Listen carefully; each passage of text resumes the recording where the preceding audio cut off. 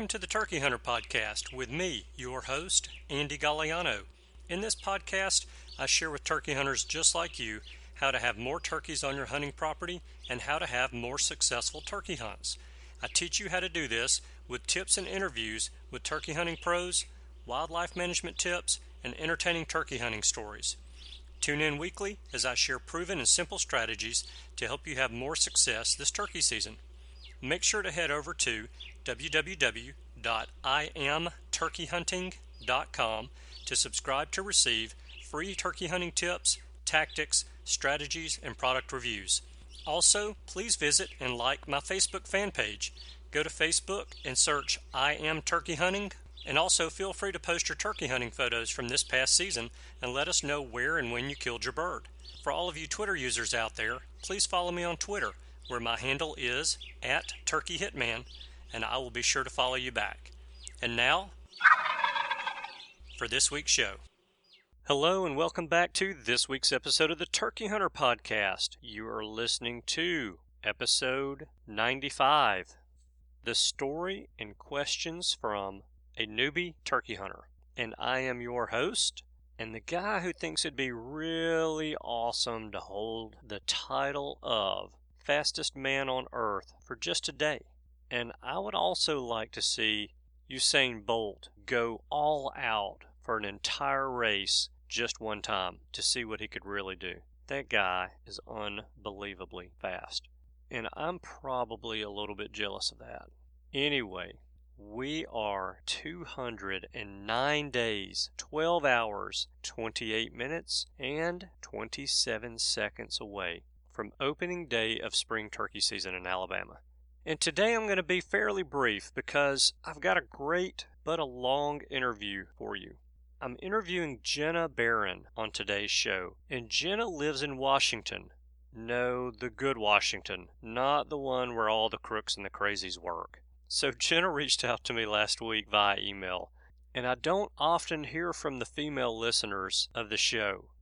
I like to think that there are plenty of them out there, but they're probably too busy to contact me because of working during the day and because of doing things like keeping our households together in the evenings and at nights. But anyway, Jenna reached out to me this past week, and she told me in her email that she has never hunted before, but she has developed an interest in the sport, and more specifically, she has developed an interest in the sport of turkey hunting. And since I'm always curious to know how other people got into the sport of hunting, you hear me ask that question in almost every interview that I do on the show. But since I'm curious to know that, I had to get Jenna on the phone to hear her story, and, of course, I have to share that with you guys as well. So here's Jenna Barron, the future wild turkey hunter extraordinaire, telling us her story about how she's gotten interested in hunting and turkey hunting, and also asking me a few questions about the sport. I hope you enjoy the interview, and I will see you guys on the other side.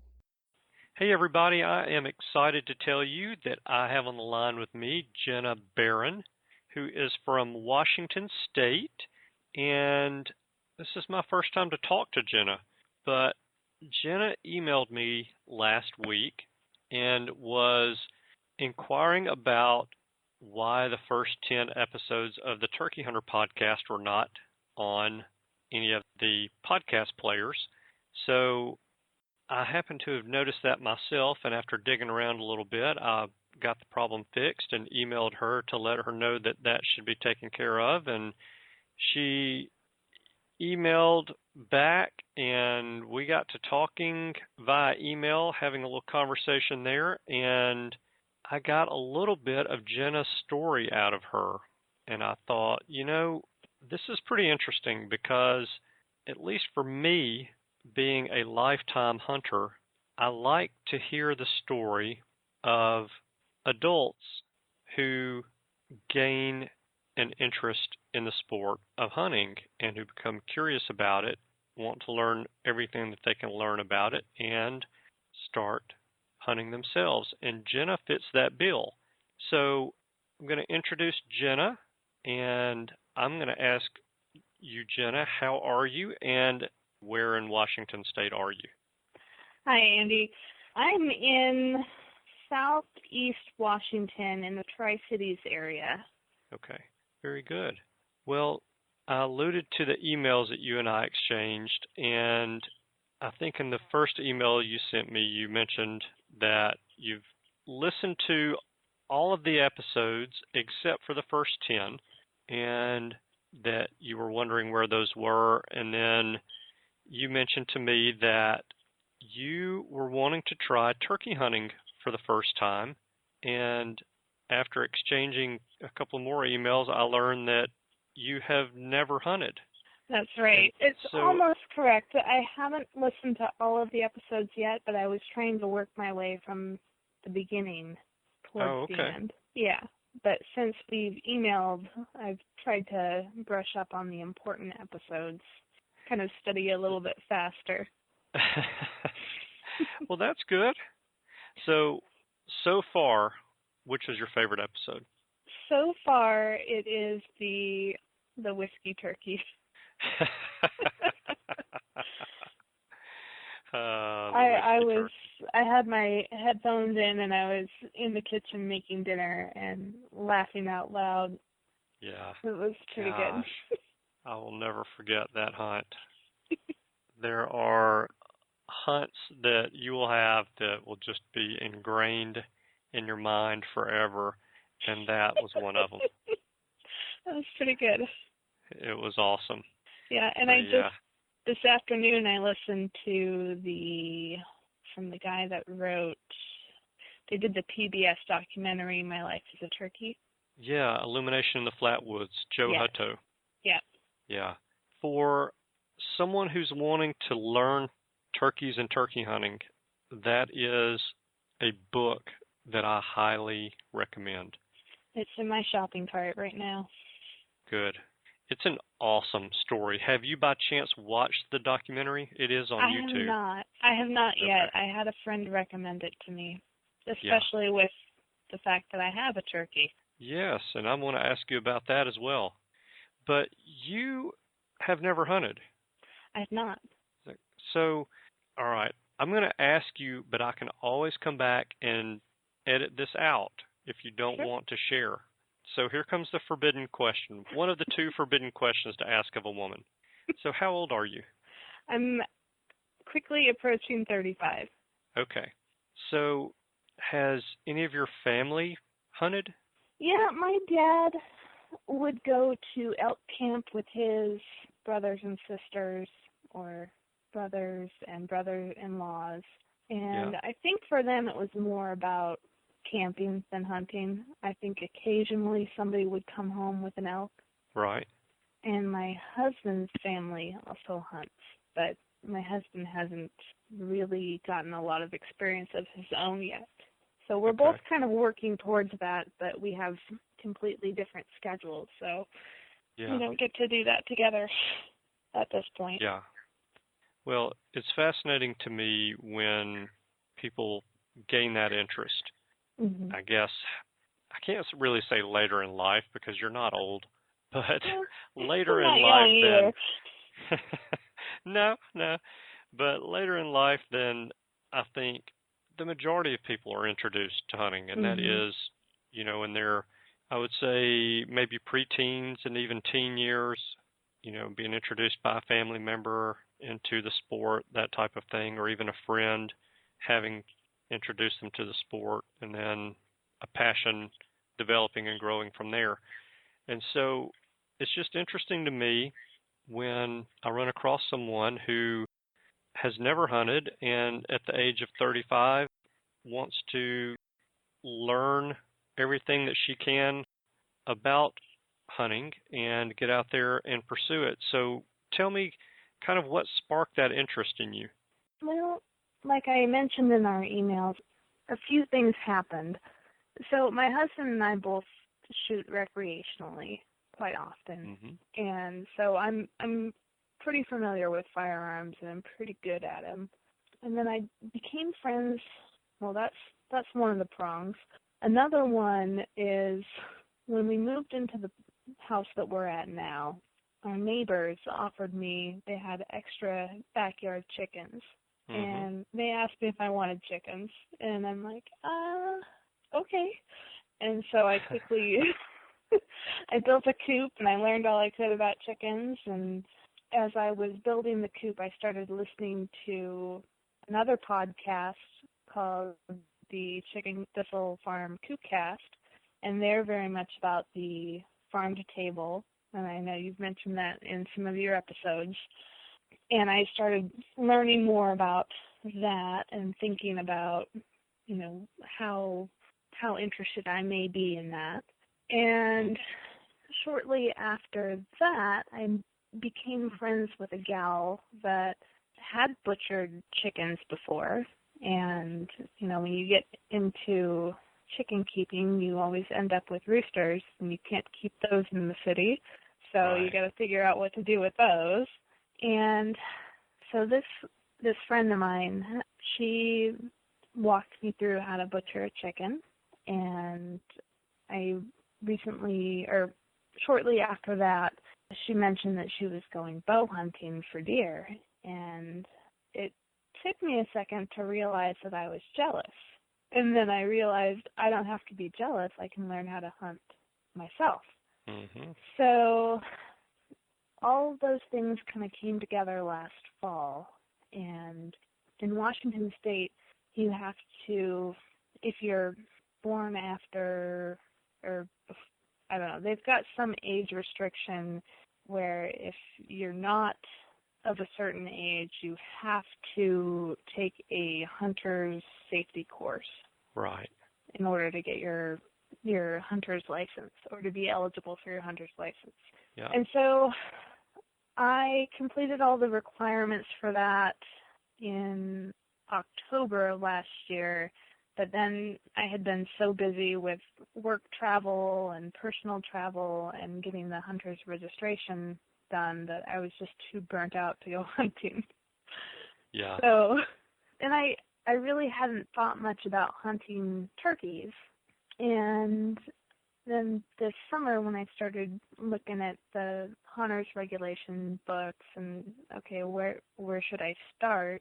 And looking at the seasons, I saw turkey hunting, and I started thinking about it and looking into it. And, I had people telling me that, turkeys are going to be the hardest thing to learn on. And, Lord knows I love a challenge. So, I don't know. I started browsing through podcasts and came across yours, and the more I listened to the stories, the more I was like, I gotta give it a shot. Well, I think that's awesome, and that is one of the main reasons why I do the podcast. Mm-hmm. If I can help to get one person introduced to the sport, then I feel like all of this has been a success. And the sport will take care of the rest. The turkeys will take care of the rest. All I need to do is introduce you to it, and once you get out and do it, and you get exposed to all of what Mother Nature has to offer in the springtime, but then all of what Mother Nature has to offer in the challenge of the wild turkey, you just can't help but get wrapped up in it. And so, I'm excited for you and what you've got coming up ahead of you with the challenge of turkey hunting. And I'm excited that you've stumbled across the Turkey Hunter podcast, and hopefully it will help you to gain some knowledge that you need to really spark that interest and keep that interest going, because turkey hunting can be frustrating. And so if you get out there and you don't have success, you have to be like I was, and you just have to be hard-headed and keep after it. And eventually it will all click for you and come together. And there's, in my opinion, there's nothing better. So I think Worst that you're... case scenario, you had a day out in the woods. Exactly, which is way better than a day in the office. Mm-hmm. No doubt. So you mentioned that you and your husband shoot competitively. Recreationally. Oh, you shoot recreationally. Okay. All right. So what do you shoot? Well, the last time we were out on the range, we were shooting rifles. We had a 223 out there, and we had a 308, and something else that he got recently. And both of those in I was the not AR? having a good day. Yeah, they're all AR platforms. So he's a veteran. That's what he uses at work as well. So that's what we're comfortable with. Very nice. But we also have a variety of 12-gauge shotguns, and I happen to prefer a Glock for pistols, and so we've got a little bit of everything. Good deal. Yeah. So you mentioned your husband is a veteran. What does he do now? He works nuclear security. Okay, cool. Yeah. Very cool. As a new turkey hunter, I want to, as I mentioned, and you've got the podcast there to help you out, but I want to do what I can to help you learn the sport and help you and your husband, if you're able to get out there together, to get out and have a positive experience and have some success. And everyone's definition of success varies. And that's one thing I think as you listen to some more episodes of the podcast that you'll hear, some of these guys, these more famous turkey hunters like the Cuz Stricklands and Preston Pittmans of the world have different ideas of success, and it doesn't necessarily involve killing a bird, but it may involve working a bird and just the challenge of matching wits with that animal for hours, and maybe there's never a shot fired. Right. And, in fact, my good friend Eric, who is the shooter in the whiskey turkey hunt, he tells his son, if we go out into the woods and we hear a turkey gobble, it's been a successful hunt. And, I think that's important for people to just know what success means to them, and to go out and when you're able to have those days when you hear turkeys gobble, and if that's your idea of success, know that, okay, I had a successful hunt. So maybe next time, instead of just hearing a bird gobble, maybe if I can hear one gobble and I can get within 100 yards of it and have some sort of interaction, whether the bird comes in or it doesn't, but I call and the bird responds. Maybe that's the next level of success that I'm looking for. Hopefully the episodes of the Turkey Hunter podcast will help you to do that, but I would like to maybe help you with any kind of questions that you might have at this point as a new turkey hunter, to get you to where you can get out there and have some success and stay interested in the sport even more so than the turkeys are going to get you wrapped up in it. So do you have any questions that you want to ask me about turkey hunting as a new hunter? I do. Cool. So in Washington State, especially in eastern Washington, we have a fall season for fall turkey hunting. So that's since we like doing countdowns, in 33 days. Awesome. Yeah. Now, I've listened to episodes on calls, and something that I'm guessing that the locator calls that are used are mostly to the predators that would be going after nests. So are locator calls still used in the fall when birds aren't nesting? That is a great question, and that is also a very good observation that you've made.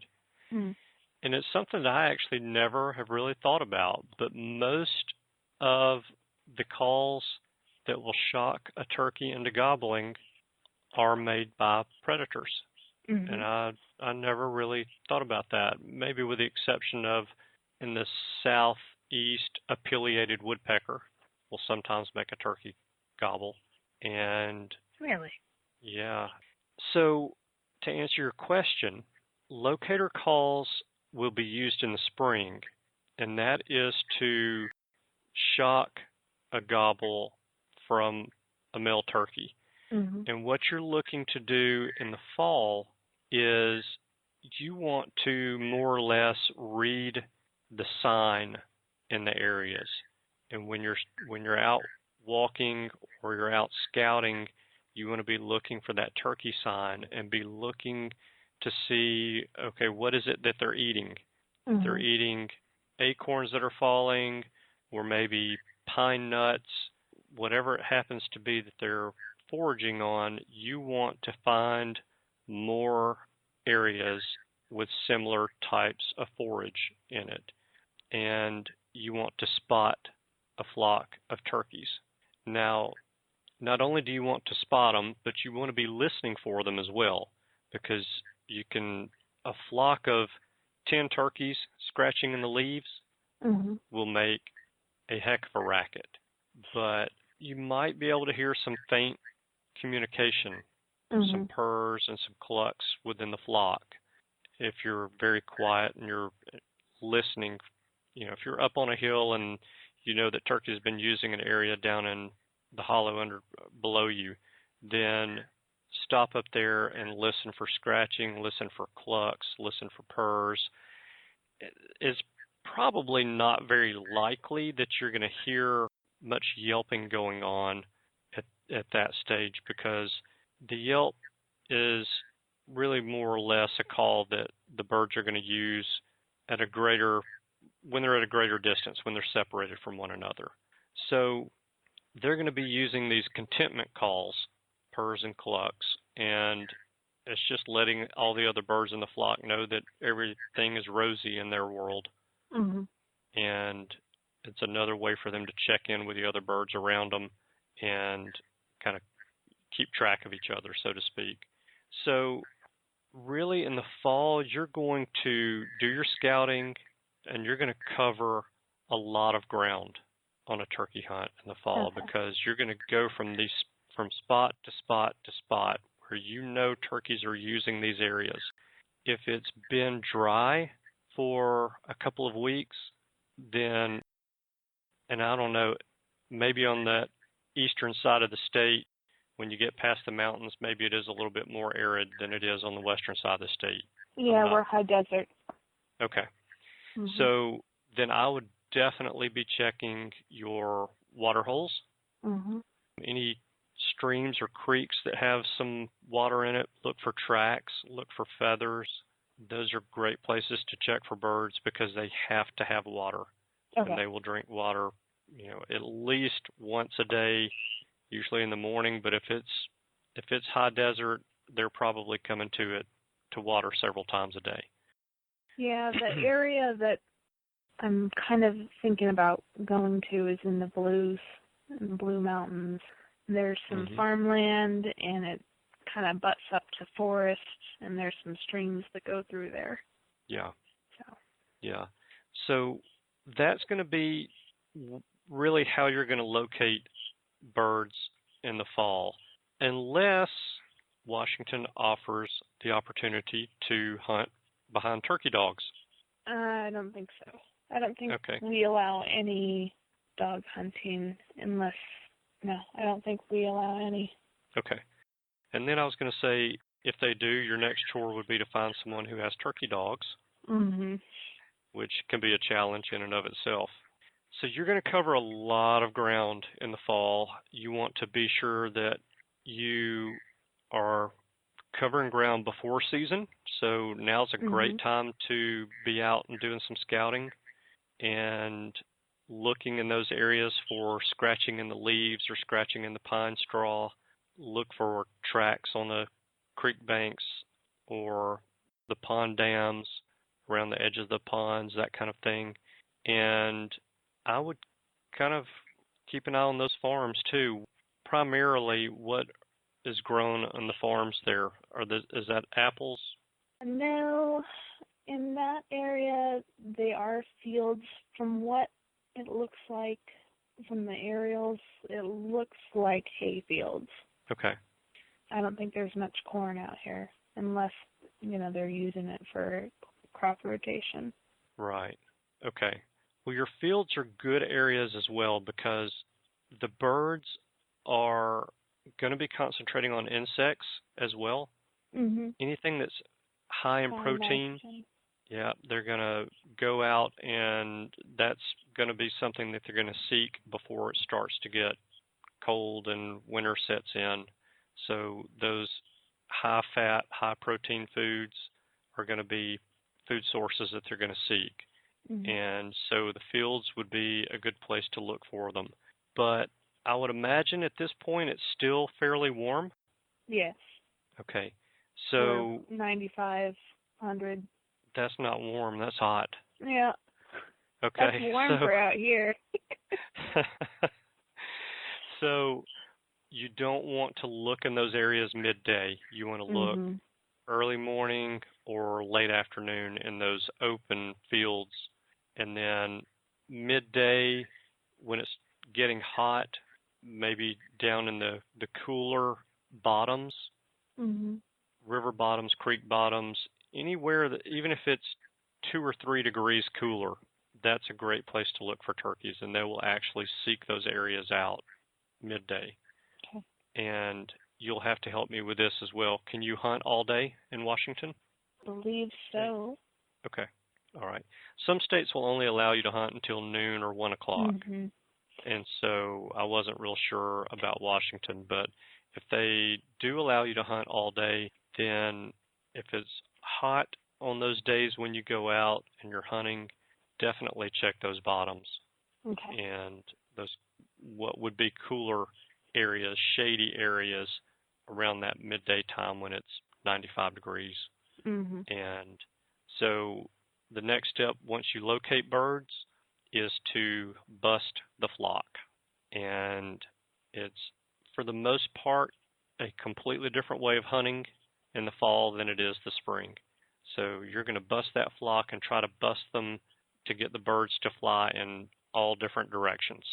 And sometimes if you bust a flock and the majority of the flock goes one direction, maybe they go over the next hill or fly down the same side of the ridge down into the bottom, you want to go and you want to bust that flock again. And when you bust that flock, you're separating the birds, and they've got a desire to flock back up. And when you bust them, you want to sit down there and you want to start calling. But I'm going to tell you that's kind of a little bit different strategy. So once you bust the flock, you want to sit down and you want to wait until you hear a call. You don't want to be the first turkey sound made. So let one of the turkeys make a call, and then you call back to that turkey, and you should hear more birds responding. Typically, it doesn't always work this way, but typically the turkeys in the fall will meet back up pretty close to where they were busted. So what we're trying to do there, correct me if I'm wrong, I'm going to interpret, bust the flock up so they're spread out, and then when they have the desire to come back in towards their flock, you get them in a closer range than if they weren't busted. Correct. Okay. What will typically happen is there is most likely one boss hen in that flock of turkeys, or one boss gobbler in that flock of turkeys, and that will be the bird that is trying to get everyone to come back to him or her. So if that bird starts calling, you want to call back to that bird and try to get that bird to come to you, and that bird's going to be talking like crazy. If it's a hen, she's going to be yelping, doing lost calls and kiki runs, and those are calls that you may want to look up and learn a little bit about, exactly what they sound like and the cadence of them and that kind of thing. And those would be calls that you would want to imitate. And so you're going to almost imitate that bird, that boss bird that's doing all the calling and all the talking, and try to get that bird to come to you, because she's going to get all the other turkeys to come to her. So if you can get that bird to come to you, then you'll be able to have some success. You'll put meat on the table come Thanksgiving. Okay. So speaking of calls, what are my basic tools for that? A slate call or a box? Yeah, I think for a beginner turkey hunter and a beginner turkey caller, I think that the push-pull calls or people sometimes call them a push-button call, are the most simple to use. And there are a lot of them out there that make fantastic sounding turkey calls. Okay. And so I would try, I'm not going to give you a name brand, but I would try a wooden one, maybe a cedar push button or push pull call, and I would definitely have that in my vest, and I would get very comfortable using it. The other thing that I like about it is that it's a one-handed call. Yeah. And so that can be very helpful. You can keep your other hand on the gun and keep one hand on that call, and you won't have to move as much to get in a shooting position. Now, in addition to that, yes, I think that you absolutely need to have some sort of a pot and peg call, whether that's a slate or I like an aluminum call, but I would say that's, I don't know, you're going to have to practice with all of them. Okay. But, you know, the aluminum call, I think, is one that has to be practiced with a good bit. But a slate is just, it makes such a pure turkey sound to me. And you can get very quiet with that call if you need to, or you can get very loud with that call as well.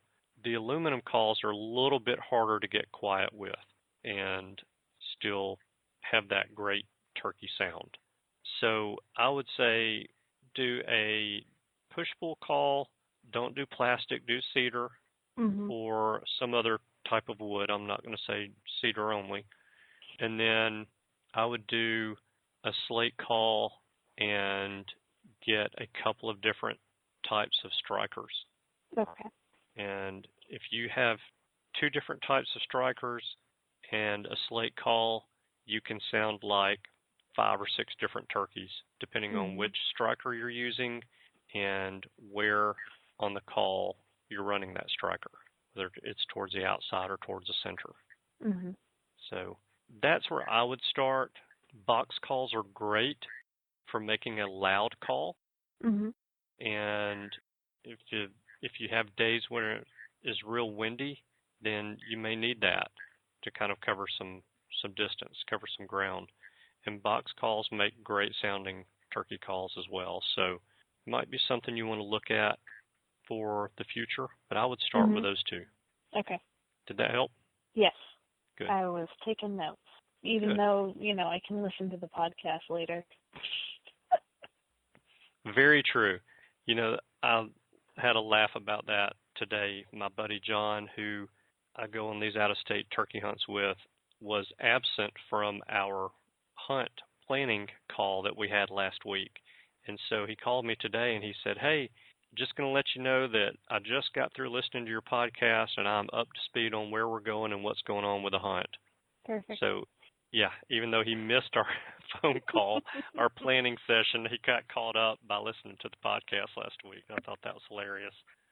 But I had to tell him not to do that again. You get one time. That's right, one time. So, do you have any other questions? How important is camo and to what extent? Wow. I mean, I've heard people putting a camo sock over their gun, painting their faces, and then, you know, back in the day, people would wear no camo, correct? Exactly. So you don't have to have on camo to kill a turkey. I do not recommend wearing red, white, or blue, and I definitely wouldn't wear anything red, white, and blue. So you have to take off your Team USA jersey. Darn it. For safety issues, but I think you're at a much greater advantage if you use camo. And personally, I am camoed from head to toe. Depending on what boots I have on, they may be a drab green. There's some sort of earth tone boots. They may not be camo. My gun is black, and so it's a black synthetic stock. The barrel is not blued, so it's not a very shiny metal substance. And I think that's very important to look at your equipment and how it looks in the sunlight. Mm-hmm. And so if you've got a gun that is maybe a wooden stock with a blued barrel, then I would say maybe a good idea to put a camo sock on it or camo tape just to knock some of that shine off of it. Mm-hmm. If it's a synthetic stock, most of those are not very shiny, but I would just, again, I'd put it in the sun and get back 20 yards and take a look at it and see what it looks like. It could be that maybe you take 2 or 3 strips of camo tape just to break up that solid black surface Mm-hmm. and give it a little bit of depth or whatever you want to call it to break up the outline of that black gun. I like wearing a head net over my face or a face mask, just depending on what's going on. The face mask is just going to cover up your face and ears only, and your neck, the back of your neck would be exposed. A head net's going to go over your head and provide coverage over your face and your neck. Okay. Front and back. So either of those, I think if you are hunting when it's very hot, you may find a face mask to be more comfortable. If you're hunting where there are a lot of bugs, you will find a head net to be much better to use because the mosquitoes will be sucking you dry from the back of your neck if you have on a face mask. And as far as which camo, I don't think it matters. Just something to break your outline up is really what you're looking at and looking at using. If you're not wearing tall boots, be very aware of what color the soles of your boots are, as well as what color socks you're wearing. So gray, brown, black, green socks are all fine. When you sit down against a tree to set up for a hunt on a turkey, Mm-hmm. your pant legs will ride up and your socks will be exposed a lot of times. And so you don't want to have on white or red or blue socks. So be careful of that. A lot of boots have a very light colored sole on them. And so if you think about it, if you're sitting with your back against a tree, you've got one leg, 1 foot on the ground with your knee up in the air and your gun resting on that knee, and most of the time the other leg is straight or just out in front of you with the sole of your boot facing where that turkey's coming from. And if it's a light colored boot, if you move it, it'll draw that bird's attention to your location and he or she may never come in. And you may never even know that that's what scared the bird off. Yep. So a dark colored sole on your boot would be a much better boot to wear as well. Okay. But yes, camo. Do you wear glasses? No. Okay. I think a lot of people who wear glasses like to use the camo paint on their face. I've never been a fan of that face paint. Right. So I've always liked to use either a head net or a face mask, and gloves are also very important as well. So camo or even a solid color but earth tone pair of gloves. Okay. And one last thing on the camo and the clothing. If you wear an undershirt underneath your camo, again, be aware of the color of that shirt. If it's a t-shirt, don't wear a white t-shirt underneath your camo. Same thing, red or blue. So, because if one piece rides up. Correct. Okay. Yeah. You run the risk of either scaring the bird off or another hunter mistaking you as a gobbler's head, and neither one of those are good situations. Okay. Did that help you? Yep. All right. Those were my big questions. Okay. So how long does fall season last in Washington? 4 weeks. Okay. And it's either sex? I think it depends on which area you're in. Okay.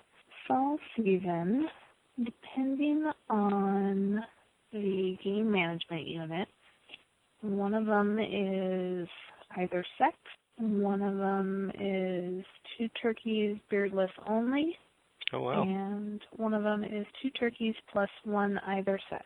There are 2 beardless plus 1 either sex. Okay. So that's a very healthy bag limit. yes. And a lengthy season, so that's cool. Yeah, a couple of the areas, they've had some overrun into the urban areas. So they're wanting to cut back a little bit. Those turkeys that eat out of a bird feeder are not cute, afraid of humans. Mhm.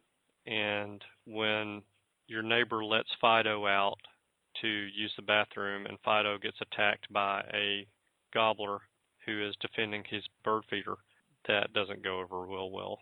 So there's an NPR podcast that every Thanksgiving they do a series on turkeys, and several of them, I went through all the past episodes of those a couple of years ago, and they have all of these turkey attack stories that are pretty hilarious. Like turkeys facing mailmen. Oh, yeah. Those videos on YouTube, when turkeys attack videos, are just hilarious to me. Yeah. And as someone who has been beaten up by a turkey before, it's not very fun, so I understand where the fear comes from. But right. It's all funny when you're looking at the video of it, but not when you've got a turkey coming after you. No, not at all. But I'm pretty sure I know what to do if a turkey's going to come after me. Hopefully you're prepared. Yes. The closest stick I can find will take that turkey out. I'll promise you. Self-defense, I don't think any judge would convict me, no matter what time of year it is. So, speaking of turkeys, you have a turkey. I have a turkey. So, what is your turkey's name? So the turkey's name was Jeffrey, and now it is Miss Jeffrey, because we found out that it's a girl. Jeffrey's missing some very important Jeffrey parts, huh? Exactly. Okay. All right. How old is your turkey? Do you know for sure, or you have an idea? We got her this spring. We were at the feed store, and I heard all the little chicks cheeping, and I was not going over there on purpose. And my husband helpfully came up to me and said, "They've got chicks over there." So we go and look, and they have turkeys, and he starts asking me how hard it would be to add one to our flock. So it's not my fault this time. So it's obviously not very hard to add one to the flock. No, it's not. But I would imagine that your neighbors are thankful that they don't have Jeffrey gobbling all the time at horns being honked or doors slamming or dogs barking. They didn't really care when I had a rooster for a short period of time. Okay. They are the ones that got me into the poultry habit. So, no, they're country folk at heart too. And then we don't really have a whole lot of other neighbors that are really close. Yeah. So I don't think they would care either way. But I was all set to take care of Miss Jeffrey last week, and my husband wants to wait until she's a little bit bigger. So she was 19 and a half pounds last week. Holy cow. Yeah. Yeah. Miss Jeffrey's pretty large. Yep. To be, what, 4 months old? 4 to 5 we're in August. Old. Yeah. Wow. Yeah, she's pretty big, and she still lets me pick her up. She's actually a pretty cool bird, but her purpose is for meat. Awesome. And so it's been pretty funny. I've recorded her journey on Facebook.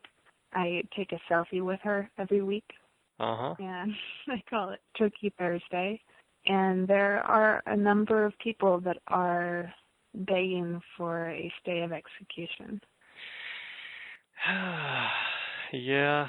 So then, if you don't mind, keep us updated on Miss Jeffrey's progress on the I Am Turkey Hunting page. I don't mind at all. Because I want to learn what Miss Jeffrey's fate is, but I have a feeling, even though people are asking for a stay of execution, that Miss Jeffrey's going to be She probably won't even make it to Thanksgiving No. dinner. I think you'll eat Miss Jeffrey before then. Yeah. She's still got to sit in the fryer basket. Oh, yeah. Well, there can always be a Miss Jeffrey 2 next spring. Well, I picked up a couple new poults. Okay. About a month ago. There you go. So you have a Miss Jeffrey 2 and a Miss Jeffrey 3. Something. Not named yet. Unnamed. So have you been paying pretty close attention to Miss Jeffrey's vocalizations and her calls? More recently I have. Okay. And she will, if you kind of chirp at her, she'll chirp back. Mm-hmm. And I've been playing around with different patterns, I guess. And, her neck gets red and blue, and she gets all excited and starts purring and clucking. Yeah. It's pretty cute. Yeah. So she can probably teach you a lot about calling. Mm-hmm. So something to think about maybe for a couple of extra weeks. You might give her a couple of weeks stay. No. Just, just delay it. Maybe don't pardon her sentence. Just a stay of execution. Yeah, just a stay. A couple of weeks and listen to those purrs and the clucks. And you can go on YouTube and look up some turkey calling examples and play some of those calls on your computer or from your phone and see how she reacts to some of those calls.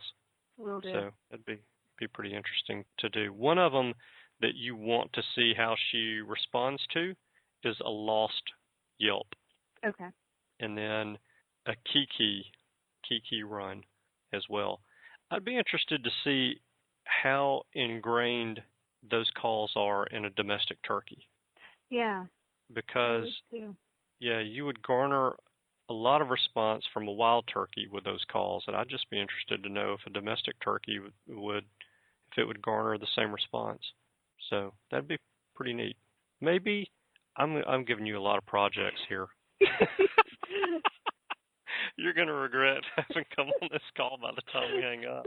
This is the guinea pig hunter show. That's what it is. Yeah.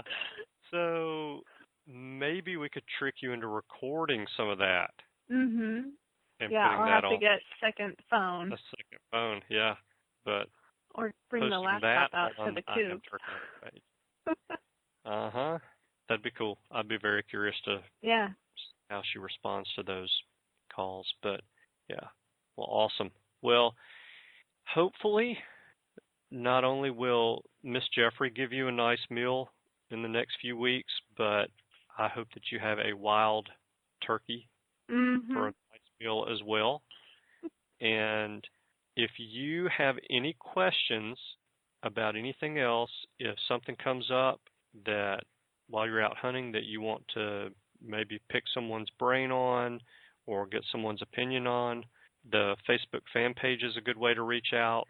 Well, if you post something there and you don't get a response, I will find you an answer. Okay. If I don't know, I will call someone and get you an answer. So we will help you try to have some success and kill a bird this fall. And if not, then spring will be here before you know it. That's right. I also did a little homework myself, and this morning I sent an email to the National Turkey or Wild Turkey Federation for the local chapter, and I got a couple email addresses for local resources. Fantastic. Yeah. That's a great way to start, and those people can really help you to get a head start on your scouting. And, I would just tell them up front, I'm a new turkey hunter, and, I want to go out into the woods and at least have an idea of where turkeys normally are this time of year. And so I'm not just running around in the woods blind and wearing boot leather off my boots and not having any success. Right. And I'll tell you, too, though, to really kind of pay attention to what those people that you talk to are saying or not saying. Mhm. And one of the questions I do like to ask them is if they're hunters. Yeah. And a lot of the biologists are not hunters Mhm. and don't want someone hunting their birds. Okay. Mhm. But most biologists understand the balance. I'm pretty sure And the two people I've hooked up with are both hunters. okay. Then you may also want to see if you can ask them to mentor you on a hunt. Mhm. The worst thing they can do is say no. They will not kill you and eat you like you're going to do to Miss Jeffrey. Right. No, I've asked for coffee meetups first. There you go. So, Perfect. Yep. Very good. Use those resources, and yes, the National Wild Turkey Federation is a great one. So use those to maybe get you pointed in the right direction. And if I can help you, or if you feel like anyone in the I Am Turkey Hunting family can help you with something, then let me know, and we will do our best to either help you directly or find that person who can provide the answer. Thanks, Andy. You're very welcome. Well, Jenna, thank you for taking time to share your story, and I wish you a lot of luck this coming season. And again, if I can help you with anything, please don't hesitate to reach out and let me know. Will do. Thank you, Andy, and thanks for putting the podcast together. It helps us glad newbies. to do it. Glad to do it. Absolutely. It's a lot of fun. I learn just as much in doing this as you newbies are learning by listening to them. So it's a lot of fun for me. Well, fantastic. I hope that you have a wonderful night, and I look forward to hearing back from you sometime soon. Great. Thanks, Andy. Thanks, Jenna. Goodbye. Bye.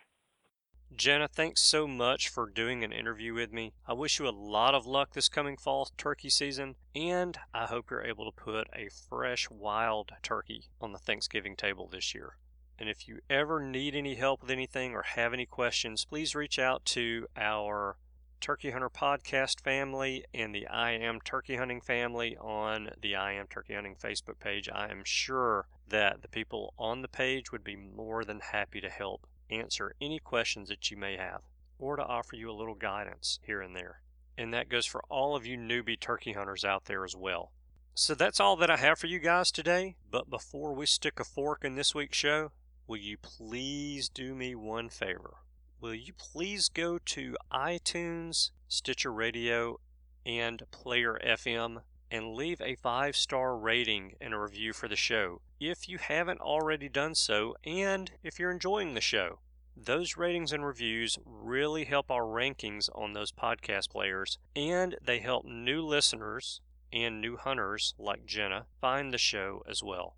Thank you guys so much for tuning in this week. I know that you have choices, and I appreciate you spending your time with us. I hope you have a wonderful week, and once again, go Team USA. See you guys next week. Goodbye. Thanks for tuning in. You were just listening to the Turkey Hunter podcast. If you enjoyed the show, please go on over to iTunes and leave a 5-star review. And make sure to head over to www.iamturkeyhunting.com to subscribe for free turkey hunting tips, tactics, strategies, and product reviews to help you have a more successful turkey season. And stay tuned for upcoming episodes on hunting afternoon birds, how to film your hunt, and the breeding cycle of hens, as well as some guest interviews. Thanks again for listening. We know your time is valuable, and we appreciate you sharing some of it with us. See you next week.